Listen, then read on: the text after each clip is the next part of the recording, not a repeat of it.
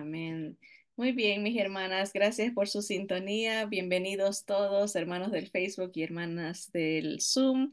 Una gran alegría volver a reunirnos para meditar en la preciosa palabra del Señor, que es siempre ah, un aliciente para nuestro espíritu, ¿no? Es el alimento, el sustento, esa agua que necesitamos, ¿verdad? Para refrescar nuestro ser, ¿verdad? Y limpiar también nuestra vida decía el Señor Jesús, no necesitan un baño completo, ¿verdad? Nomás lavar los pies porque es donde uno toca el mundo, ¿no? El contacto. A veces se necesita refrescarse del contacto que uno haya tenido con el mundo. Pero bienvenidos todos. Hoy vamos a seguir con el estudio de la gran tribulación, ese periodo de tiempo que está tan cerca, ¿no? Esos 7 años últimos de lo que nosotros conocemos como los gobiernos que existen, ¿verdad? Va a haber un tiempo final donde culmina con el establecimiento del reino del Mesías, ¿no? El reino de Cristo, el reino de Jesús. Y antes hemos visto hasta ahorita como para recapitular, ¿verdad? Refrescar la mente. Tuvimos una pequeña pausa la semana pasada, ¿verdad? Y hablamos es del propósito, ¿no? De la gran tribulación, ¿verdad? Muchos pastores y maestros hacen bastante énfasis que es un tiempo de ira, un tiempo de castigo, ¿verdad? Pero va más allá. Ese tiempo cumple varios propósitos que tiene Dios en su agenda, ¿verdad? Como que Dios tiene eh, un fin exclusivo, ¿no? La palabra correcta sí son los propósitos de Dios y tiene que ver con promesas que él ha hecho, ¿no? Si hay algo que podemos estar seguros es de que Dios nunca falla y lo que Él promete se cumple, lo que Él anuncia se cumple, ¿verdad? Y Él hizo varias promesas, vimos en las clases pasadas que Dios hizo promesas a un hombre llamado Abraham, que después se conoció como Abraham, ¿verdad? Abraham fue una persona escogida por Dios del pueblo gentil, ¿verdad? Él no era judío, era una persona, era de una ciudad que se llamaba Ur de los Caldeos. Él era una persona pagana, ¿verdad? Y Dios lo escoge para formar un pueblo, eso sabemos, ¿no? Y hablamos un poquito del propósito, por qué Dios tenía que formar un pueblo nuevo. Eh, Nos remontamos a Génesis 11, donde habla el episodio de la Torre de Babel, la contaminación que hubo en esa generación, ¿verdad? Que siguió una religión babilónica que era básicamente la adoración de una madre con su hijo. Y en el momento que se dispersan las personas con diferentes idiomas, esa religión se va alrededor del mundo, ¿no? Entonces el mundo queda contaminado con esta religión, ¿verdad? Y en el capítulo 12 de Génesis, o sea, primero pasa eso, en el capítulo 11 se nos explica lo que pasa en el mundo, ¿verdad? Cómo cada pueblo se inclina a esta diosa y a un dios un tanto menor, el hijo, ¿verdad? Y empieza esta idolatría, ¿verdad? Y en el capítulo 12 pues ya se nos habla de Génesis, de la elección de Abraham para la promesa de un pueblo diferente, un pueblo separado, que no tenga esta idolatría, sino que adore al Dios verdadero. Por eso que cuando uno lee la Biblia entiende desde esta perspectiva, si tenemos estos lentes de lo que pasó en el mundo y por qué Dios escoge un pueblo, vamos a entender las escrituras, porque Dios siempre les hace énfasis, no se contaminen, no se mezclen, porque la gente, si se casan con personas que tengan esta religión, los van a desviar. Y cuando Israel no hacía caso, ese era el resultado, ¿no? Se volvían a la idolatría. En esa época llamaban a ese dios Baal, ¿verdad? Y a la diosa era la reina del cielo, la Semiramis, ¿verdad? Que con el pasar del tiempo fue tomando diferentes nombres, ¿verdad? Pero vemos el propósito de Dios, conservar a un pueblo que lo honre, ¿verdad? Y a través de ese pueblo traer la salvación para el mundo entero, ¿verdad? Traer el reino venidero donde Dios es preeminente, ¿no? Dios triunfa, ¿no? Erradica la contaminación espiritual que sucedió en el mundo, ¿no? Y vimos las promesas que Dios le dio a Abraham, ¿verdad? Primero, restaurar su reino, ¿verdad? Iba a venir a través de la descendencia de Abraham, de sus, con el muslo, dice la palabra, ¿no? O sea, que de su gente, iba a salir de su generación un rey eterno, ¿verdad? S- Dios iba a mandar el Salvador a través de este pueblo, ¿no? Por eso es la importancia de Israel y vemos el odio que Satanás tiene contra este pueblo, porque de ahí no solamente que vendría el Salvador del mundo, pero vendría el rey que el rey verdadero, el rey digno de tomar, dice, el rey que es digno de abrir los sellos, ¿no? De tomar todo lo que le pertenece, la creación, restaurar todo lo que el enemigo tomó. También una de las promesas que Dios le hizo a Abraham era que le iba a dar tierra. Literalmente hablando, le dijo, esta tierra desde este punto hasta este punto va a ser tuya y para siempre, ¿no? Y durante la gran tribulación, lo que está haciendo o lo que va a hacer el Señor es poner a todas las naciones que se han ido en contra de Israel en su puesto, ¿no? Las va a exterminar prácticamente, las va a deshacer para que su pueblo pueda tomar la tierra que Dios le prometió a Abraham. También durante la gran tribulación, al final de esos 7 años, la tierra va a quedar prácticamente destruida. Sabemos que la Biblia nos habla de guerras y el uso de guerra de bombas nucleares. Es como se describe, nos da la pauta de que va a ser bombas poderosas, porque la Biblia dice se destruye la tercera parte de la tierra, muere, se contamina la tercera parte del mar, el avance y el alcance de el poder de estas guerras es mucho, ¿no? Para ese entonces, los autores de lo que están narrando esto, los profetas y los apóstoles, en este caso Juan, ha de haber sido difícil comprender cómo se destruye tanto, ¿no? Pero para nosotros que estamos 2000 años y más removidos de esas profecías, podemos entender el avance de la tecnología, ¿verdad? Y cómo con una sola bomba en realidad es suficiente para prácticamente destruir casi todo el mundo, porque las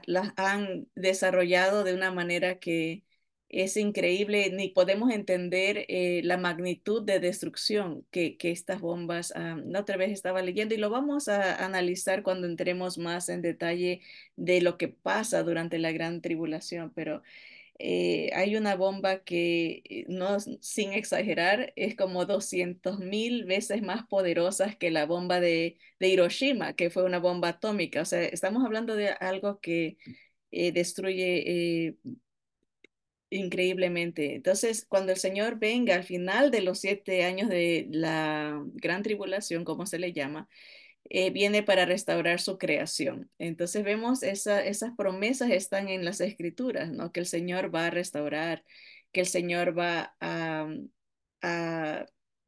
recrear lo que queda destruido, ¿no? Entonces cumple la promesa Abraham de mandar el rey que viene, cumple la promesa Abraham de darle la tierra que le prometió. de restaurar la tierra y también la promesa de restaurar la relación con el ser humano. Acuérdense que al entrar el pecado, entra Satanás a influenciar a la tierra, a la mente, las filosofías del ser humano, pero va a llegar un punto en que el Señor ya lo saca de ese papel de influencia, ¿no? Y el Señor restablece la relación con el mundo, ¿no? Con su creación, con el ser humano. Así que ese es en breve, ¿no? Los propósitos de la gran tribulación. Claro, va a haber guerra, va a haber mucha destrucción, pero Dios está tratando con todos sus enemigos, ¿no? Los enemigos de su pueblo, a nivel espiritual, los enemigos de la creación, los enemigos del ser humano. Y tiene el esparcimiento de esta religión babilónica en el mundo. Por eso Apocalipsis nos habla, ¿no? Que viene abajo Babilonia, tiene que destruir esta contaminación y está tratando con cada esfera diabólica, ¿no? Al punto de que va a atar a Satanás también al final para poder dar entrada a su reino. Tiene que tratar con todos los enemigos. Por eso el padre le dice al hijo, siéntate a mi diestra hasta que ponga a todos tus enemigos al estrado de tus pies, ¿no? Tiene que lidiar y tratar con toda la oposición, ¿verdad? Y eso se ve de muchas maneras a nivel físico, natural, en la naturaleza, en lo que es el humano, ¿no? Los gobiernos, todo tiene que tratar el Señor. Así que hoy vamos a hablar un poquito de la esperanza que viene antes del sufrimiento y la esperanza que viene después del sufrimiento. Estoy hablando de las promesas que Dios le dio a Abraham, la tierra, la descendencia, ¿verdad? Un reino. Y déjeme llegar a lo de hoy, ¿verdad? Tengo unos mapas, ok, aquí está. La gran tribulación, la esperanza antes del sufrimiento, ¿no? Acordémonos que vamos a entrar a este periodo que se le ha denominado la gran tribulación, ¿no? Una tribulación cual nunca ha habido en la historia de la humanidad desde que fue creado el hombre hasta que se acabe el mundo, ¿no? Esto es lo máximo, lo peor que se va a sufrir, pero que el mundo en sí va a sufrir, ¿verdad? Pero hay una esperanza antes de que esto empiece y al final de los 7 años hay otra esperanza igual de hermosa y de maravillosa, ¿no? Entonces vamos a ver esas dos esperanzas, las que es antes de que empiece esos 7 años de gran tribulación y la que viene al final de la gran tribulación. La primera esperanza antes del sufrimiento que le viene al mundo es lo que se ha denominado como el rapto de la iglesia, ¿verdad? En sí, la palabra rapto no está en nuestra Biblia, en nuestro idioma. Está la palabra raptare en la Biblia latín y de ahí se sacó, pero en realidad viene de una palabra griega que se llama harpazo. Harpazo es una palabra que habla de como un jalón brusco, ¿no? Como eh, un, ¿cuál es la palabra que estoy buscando? Cuando eh, ay, se me fue la palabra, cuando se secuestra a alguien, como que se lo agarra a alguien bruscamente, se lo jala, es la idea, ¿no? El harpazo es un jalón brusco, es la idea. Uno diría como eh, un abrazar tal vez, porque hablar de secuestro suena como algo negativo, ¿no? Pero cuando alguien, por ejemplo, previene a alguien de un accidente, digamos que un niño está cruzando la calle y no se da cuenta que viene un carro a toda velocidad o se para en los rieles del tren, ¿no? Y viene alguien y le da un jalón para evitarle el golpe, ¿no? Evitarle la muerte, ¿no? Pareciera brusco, pareciera tal vez agresivo, ¿no? Pero no es por maldad, sino que es más bien para prevenir el sufrimiento, la desgracia, la tragedia, ¿no? Se le evita el dolor, ¿no? A través de ese jalón. Y de ahí viene esa palabra, el rapto, ¿no? Un jalón brusco para rescatar a alguien de una tragedia o de el dolor que no se dio cuenta que venía, ¿no? Y ese rapto se espera proféticamente que suceda antes de que empiece esta desgracia, esta tragedia que viene, ¿no? Es un jalón de parte de Dios para rescatar a lo que se denomina como la novia de Cristo, la iglesia, ¿verdad? La iglesia compuesta por judíos y gentiles creyentes en el Señor Jesucristo, ¿verdad? Este evento no es algo que es para todo el mundo, es algo reservado para los que ven al Mesías, los que por fe han depositado su confianza en el Señor como su único Salvador, ¿verdad? Que vino para rescatarnos y es el rey que viene para establecer su reino, ¿verdad? O sea, ven como el único suficiente salvador. No están con la idea de otros salvadores en la mente y contaminados por Babilonia, no, sino que solamente ven al Señor Jesús. Y hay varios versículos que si vemos con estos lentes del rescate, de este evento que la Biblia llama, no lo llama la venida. En la Biblia en español sí se dice la venida del Señor Jesucristo, pero en el idioma inglés y el griego habla de una aparición que ayuda a entender la diferencia entre el rapto y la segunda venida de Jesús, que es al final de la gran tribulación. Cuando uno ve la aparición de Jesús, solamente el creyente la experimenta y la ve. El mundo no lo va a ver, va a ser algo inmediato, dice que en un abrir y cerrar de ojos, en una velocidad increíble, vamos a irnos con él. Él se queda en las nubes, no baja a la tierra, aparece para nosotros, para rescatarnos, para raptarnos.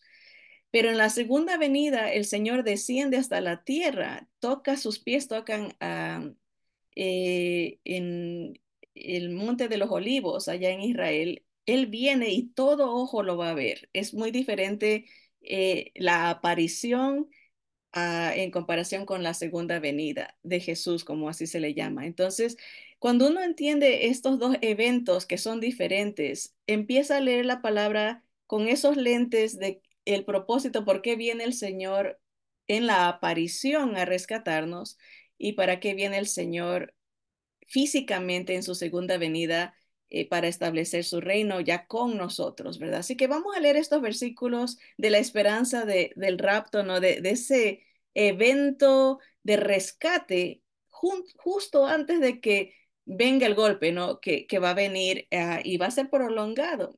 La Biblia nos habla de 7 años de sufrimiento para la tierra y para Israel específicamente los últimos 3 años y medio.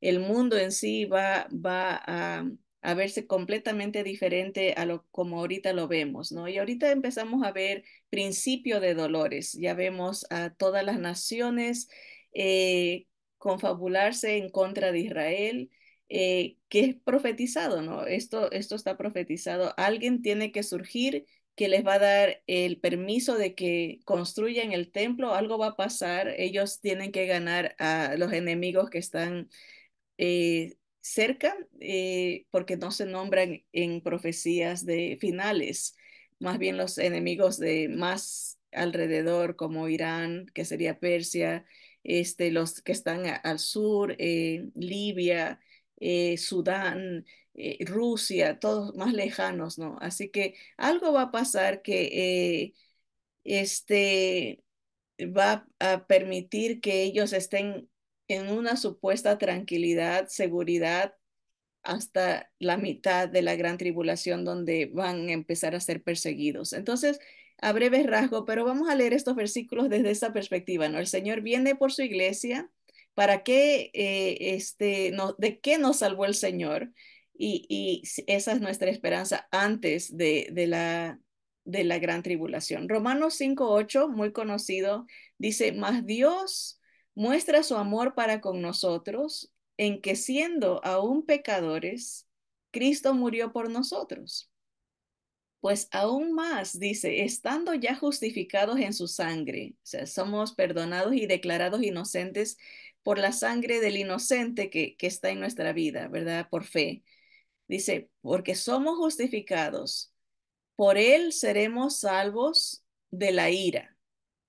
Al periodo de la gran tribulación se le llama tiempo de ira, el periodo de la ira del Señor, ¿verdad? Entonces el Señor dice, aquellos que han recibido el perdón y han recibido a Cristo, han sido salvos, justificados por su sacrificio, ¿verdad? Tienen la bendición de ser salvos de ese periodo. Dice, porque si siendo enemigos fuimos reconciliados con Dios por la muerte de su Hijo, mucho más estando reconciliados seremos salvos por su vida, ¿no? En otras palabras, el alcance de la salvación que nos da el Señor no solamente es espiritual, el Señor nos salva de lo que viene, ¿no? Y dice, estando, si ya fuimos reconciliados por su muerte, ¿cuánto más ahora por su vida, ¿no? Y el Señor Jesús resucitó, y tenemos esperanza de salir de este mundo de muerte y de condenación en la que está, ¿verdad? Sin Jesús. Primera Tesalonicenses 4:13 es una porción muy conocida acerca del rapto, de ese evento que estamos esperando. Pablo le dice a los hermanos, dice, no queremos que ignoren esto, tampoco queremos, hermanos, que ignoréis acerca de los que duermen, los que han muerto en Cristo, para que no os entristezcáis como los otros que no tienen esperanza. Porque si creemos que Jesús murió y resucitó, así también traerá Dios con Jesús a los que durmieron en él, ¿verdad?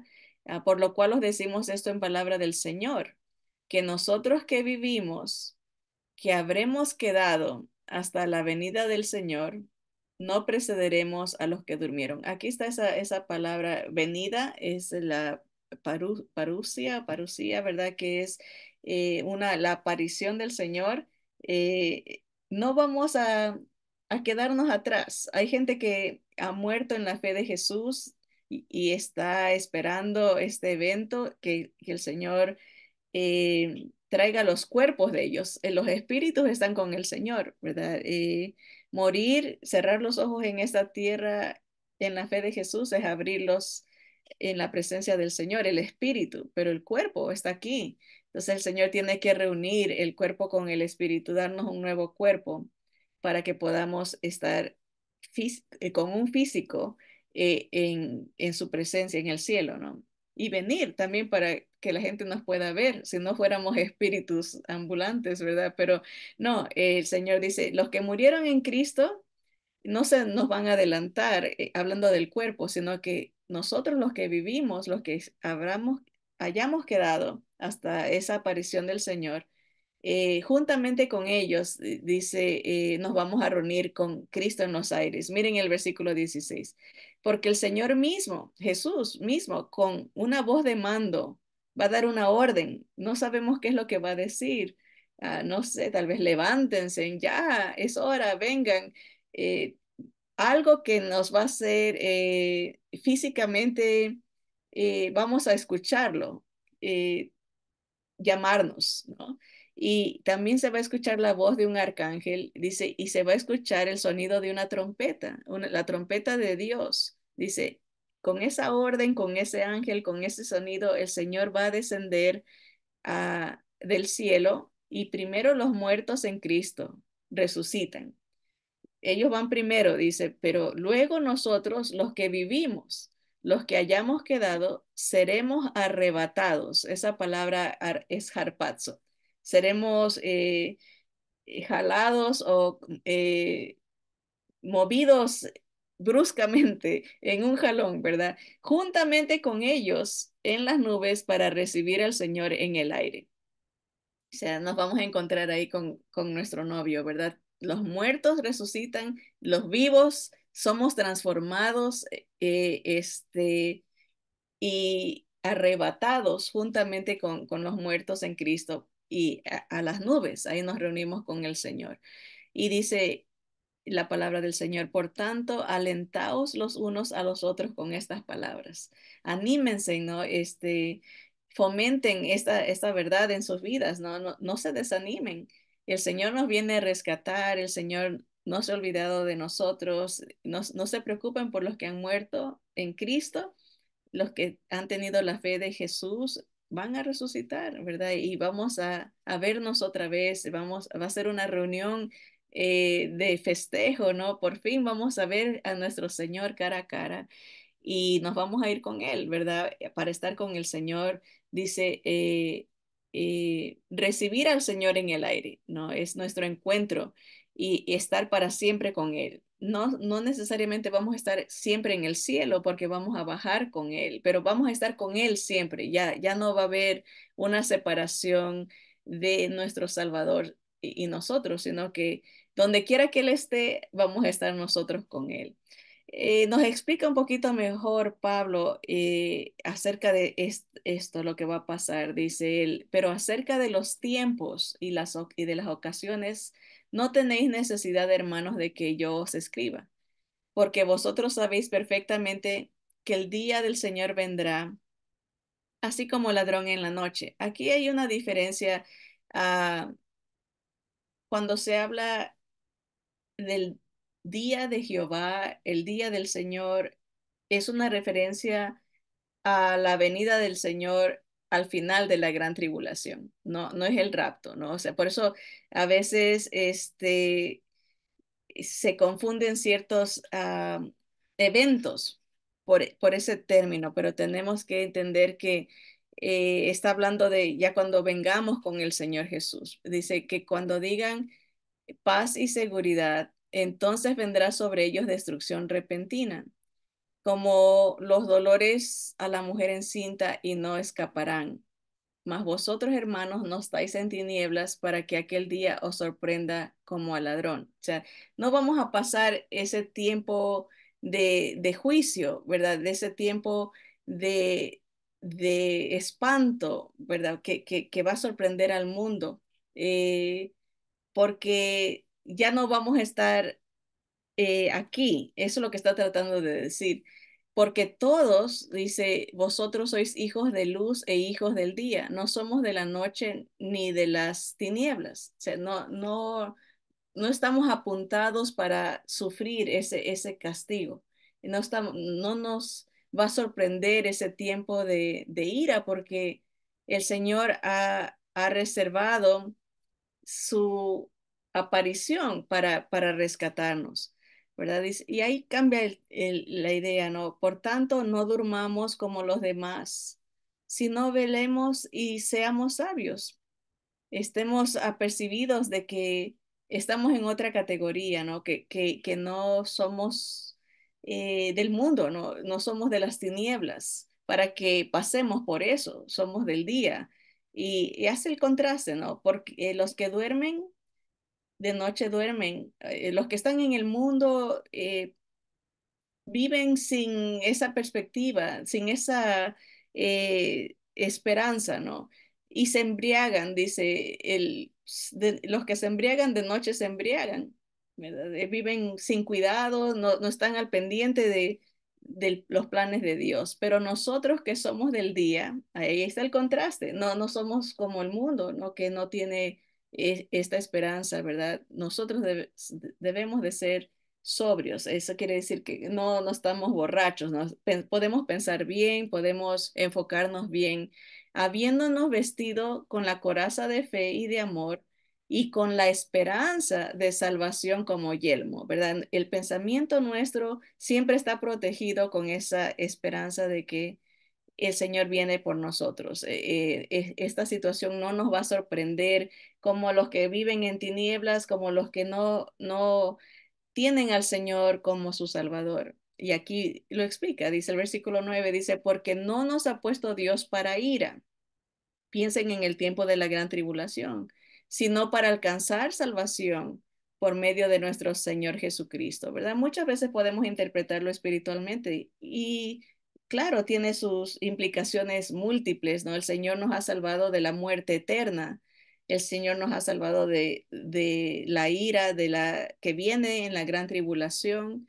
El Señor nos ha salvado de nuestros pecados, ¿verdad? El Señor nos ha salvado de la muerte porque ya no tiene poder sobre nosotros, no nos puede detener. Dice, porque el Señor no nos ha puesto para ira, sino para alcanzar salvación por medio de nuestro Señor Jesucristo, quien murió por nosotros, para que ya sea que velemos o que durmamos, vivamos juntamente con Él. No importa que muramos, ahí está como la conexión o como la referencia al rapto, ¿no? Porque en el rapto es el que esté muerto resucita y el que esté vivo es transformado. Entonces vemos que está haciendo una referencia que no vamos a pasar el tiempo de la ira porque vamos a irnos con el Señor, porque Él murió por nosotros para que sea que muramos o que vivamos, vivamos juntamente con Él. Dice otra vez, por lo cual animaos unos a otros y edificaos unos a otros, así como lo hacéis. La doctrina del el rapto, la doctrina de el escapar de estas cosas es para animarnos, porque si el Señor no nos sacara, ¿qué esperanza tendríamos de sufrir el castigo y sufrir lo que viene a este mundo por su rechazo a Dios y rechazo a su plan de reino, ¿verdad? En este mundo y de su pueblo, de Israel? No habría mucha diferencia, ¿no? Si uno también tiene que sufrir eso. Pero esa es la esperanza antes de la gran tribulación. Ahora vamos a ver un par de versículos acerca de la esperanza después del sufrimiento. Y todos tienen que ver con el pueblo de Israel. Los judíos creyentes se van antes y los judíos creyentes durante la gran tribulación, el remanente que quede, tienen la esperanza para el después del sufrimiento. Malaquías 4, 1 y 2, aquí dice el advenimiento del día de Jehová. Esa era la referencia que hacía del tiempo de la gran tribulación. Se conoce como el día de Jehová o el día del Señor también. Algo que quisiera hacer referencia es siempre, creo que lo saqué, o no, aquí, los títulos que tienen la Biblia, acuérdense, no son inspirados y muchas veces pueden confundirnos porque los traductores vieron como que era eh, favorable, como que ayudaba el título a entender la porción, pero a veces cuando vemos el título nos concentramos como que ese es el propósito de la escritura que se está leyendo, ¿no? Y limitamos, pensamos que de eso es todo lo que se trata, ¿no? Y en este caso, en Primera Tesalonicenses 4, 13 y 18, los traductores pusieron este título, La venida del Señor. Y uno pudiera decir, bueno, ¿está hablando del rapto o de la segunda venida? ¿Verdad? Entonces, aquí sabemos que ah, está hablando de la segunda venida, ¿verdad? Sí, en este caso sí está del día del Señor, sí está haciendo referencia, a ver, déjeme ver, Primera Tesalonicense, no, aquí en Primera Tesalonicenses 4 está hablando del rapto, pero como ellos pusieron el título la venida del Señor, este, muchos pudieran pensar que esto está hablando de la segunda venida. y puede haber esa confusión, ¿verdad? Aquí hubiese sido mejor poner el rapto o poner la aparición del Señor Jesús en los aires, ¿no? Alguna cosa, porque si se usa la palabra la venida, puede confundirse porque así se le llama a la venida del Señor al final de la gran tribulación. Así que a veces los títulos no son no le atinan tanto tal vez, o como que eh, requieren un poquito más de explicación. Por eso yo siempre les digo, no se limiten, cuando lean el título, no piensen que eso es 100% todo lo que se habla en la porción, ¿no? Acuérdense que los títulos fueron añadidos después, y, recientemente, podemos decir hace como 150, 200 años atrás. No fue algo que estaba ahí desde el original. Bien, vámonos a los últimos Malaquías. Aquí dice el advenimiento del día de Jehová. Ese es otro título que le pusieron, como quien dice el principio de el día de la ira, el principio de este periodo de tiempo. Acuérdense que día en los escritos judíos no significa solamente el tiempo de 24 horas, puede significar un periodo de tiempo, o sea, como esta sección de tiempo. Y aquí eso es lo que significa. El día de Jehová es una referencia a los 7 años de sufrimiento que viene a la tierra. Dice, ¿por qué? He aquí un poquito de descripción ya de lo que es lo que va a pasar durante la gran tribulación. Porque aquí viene el día ardiente como un horno. Acuérdense, estamos en Malaquías 4. Un profeta del Antiguo Testamento está viendo lo que va a pasar durante este periodo de tiempo. Nosotros desde nuestra perspectiva podemos eh, darnos la idea de que está describiendo guerras nucleares, ¿verdad? Si tienen esa perspectiva en la mente, se puede entender estas descripciones, ¿verdad? Viene el día ardiente como un horno, dice, y todos los soberbios y todos los que hacen maldad serán estopa, o sea, se van a desaparecer como que si fueran hierba seca, ¿no? Como algo flamable, se desaparecen. Dice, aquel día que vendrá los abrazará, hablando de fuego, no de abrazo, sino como una brasa, los va a quemar. Dice, ha dicho Jehová de los ejércitos, y no les dejará ni raíz ni rama. Versículo 2 dice, mas a vosotros los que teméis mi nombre, hablándole a Israel, el Israel creyente en su Mesías, el Israel, el remanente que salga de al final, y los sobrevivientes que serán un tercio, no más después de ese gran sufrimiento, dice, a vosotros los que teméis mi nombre, nacerá el sol de justicia y en sus alas traerá salvación, y saldréis y saltaréis como becerros de la manada. Los que sobrevivan del pueblo de Israel, los creyentes que vean al Señor Jesús como su Salvador, dice, yo voy a aparecerles también, pero ya al final, para ser su Salvador, para rescatarlos y dejarlos entrar al reino milenial, o sea, el tiempo de 1000 años que va a reinar el Señor Jesús aquí en la tierra. Para ellos, la esperanza de salvación y de vida, de victoria, es al final del sufrimiento. Para nosotros es antes del sufrimiento, porque ya somos creyentes en el Señor. Para ellos el Señor tiene que eh, nacer en su corazón primero, tiene que despertarlos a la realidad de quién es su Salvador, para que después que ellos pasen esa tribulación por su fe en Cristo, entren a la salvación que el Señor les ha preparado. Aquí Pablo, el apóstol, nos lo explica en esta porción en segunda de Tesalonicenses. La primera porción era del rapto en primera Tesalonicenses. Ahora Pablo sigue explicando y dice, Dios juzgará a los pecadores en la venida de Cristo. Ese es el título que le dieron los traductores. Dios juzgará a los pecadores en la venida de Cristo. Vamos a ver de cuál venida está hablando, si del rapto o si de la segunda venida. Segunda venida es al final de la gran tribulación. Versículo 3 dice, debemos siempre dar gracias a Dios por vosotros, hermanos, como es digno, por cuanto vuestra fe va creciendo y el amor de todos y cada uno de vosotros abunda para con los demás. Tanto que nosotros mismos nos gloriamos de vosotros en las iglesias de Dios por vuestra paciencia y fe en todas vuestras persecuciones y tribulaciones que soportáis.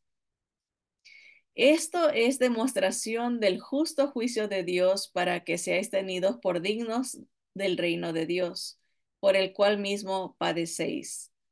Porque es justo delante de Dios pagar con tribulación a los que atribulan, a los que os atribulan, y a vosotros que sois atribulados, daros reposo con nosotros cuando se manifieste el Señor Jesús desde el cielo con los ángeles de su poder. Noten, aquí el Señor viene con los ángeles de su poder en llama de fuego.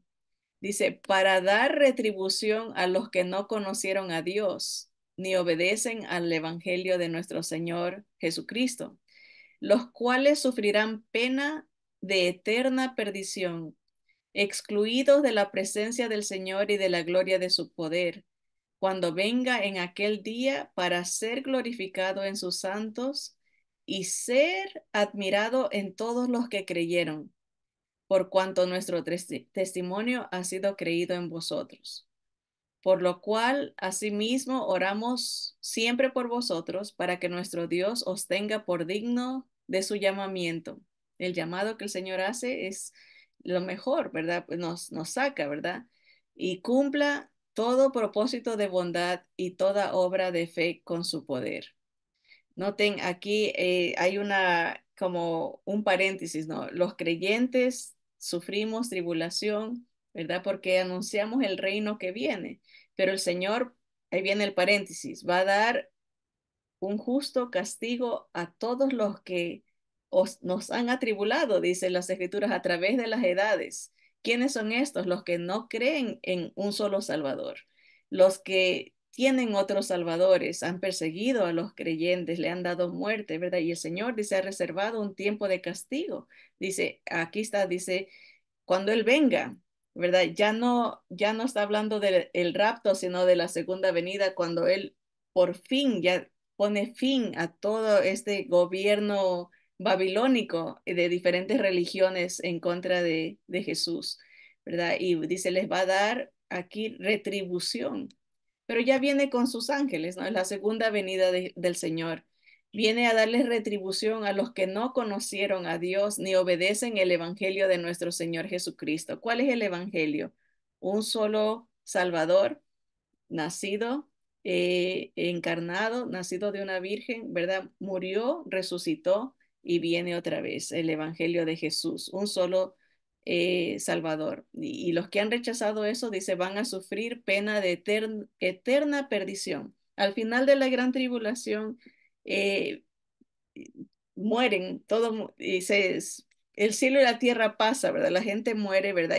Pero muere en su incredulidad y por eso mueren para perdición, excluidos de la presencia del Señor y de la gloria de su poder, cuando venga en aquel día para ser glorificado en sus santos. Aquí está hablando de los santos, de la gran tribulación, judíos y no judíos que van a creer en Jesús durante ese tiempo y ser admirados en todos los que creyeron, nosotros y ellos también, por cuanto nuestro testimonio ha sido creído en vosotros, dice, ¿verdad? Así dice, por lo cual asimismo oramos siempre por vosotros para que nuestro Dios os tenga por dignos de su llamamiento.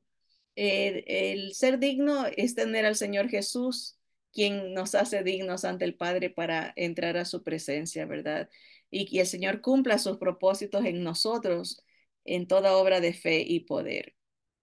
La última porción está en Segunda Tesalonicenses, ahí mismo, pero ahora vamos a retroceder al capítulo 1. Esta era Segunda Tesalonicenses del capítulo 1 del 3 al 11, pero ahora vamos a leer, o es el mismo, Dios, aquí algo está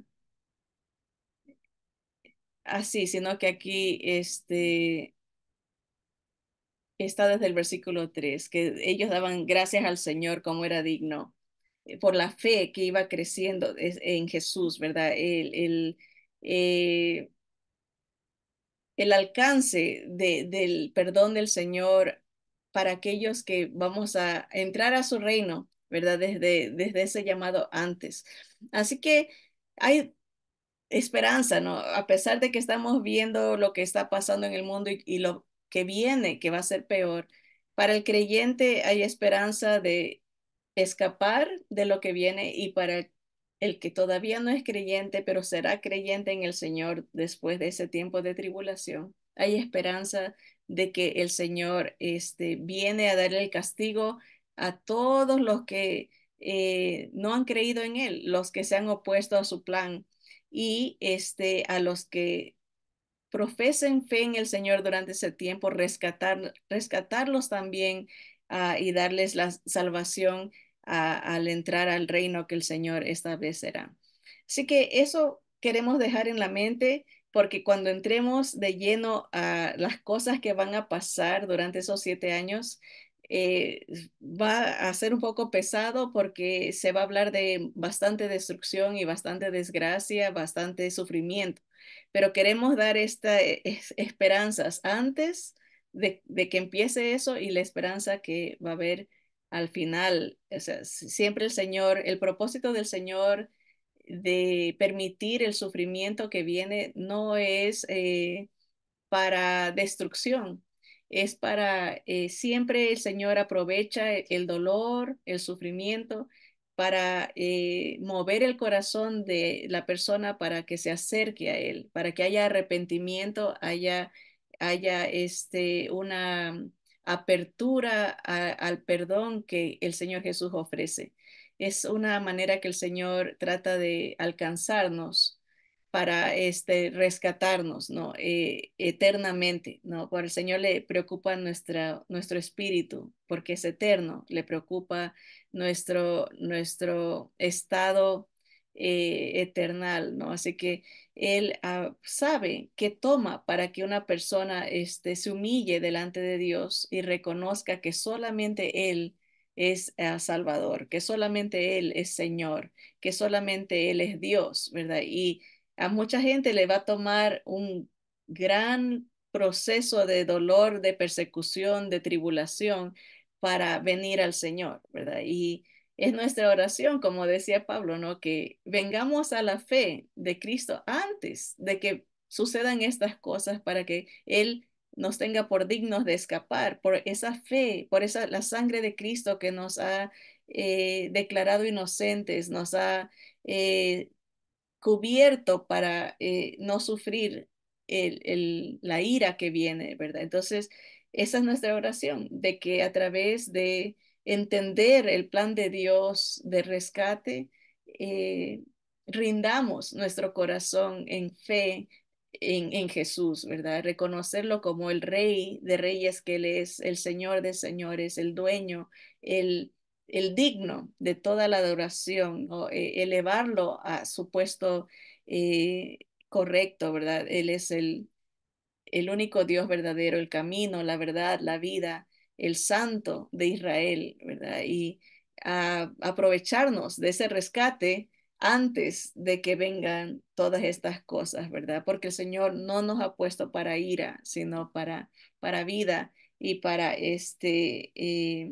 estar con Él para su honra y su gloria. Ese es el rescate, ¿verdad? Así que los animamos, ¿no? Si usted no está cerca del Señor, si no lo ha reconocido como su único Salvador, su único dueño, ¿verdad? Como ese Dios verdadero, este es el tiempo, ya no hay más tiempo que perder, ¿no? Ya mañana no lo tenemos garantizado y si el Señor no nos lleva todavía, vienen tiempos de mucho dolor, de mucha angustia, de mucha tribulación para aquellos que no han rendido su corazón a Jesús, ¿verdad? Así que venga Jesús, vamos a orar y a preparar nuestros corazones para animarnos los unos a los otros con la promesa del rapto de la iglesia. Vamos a orar.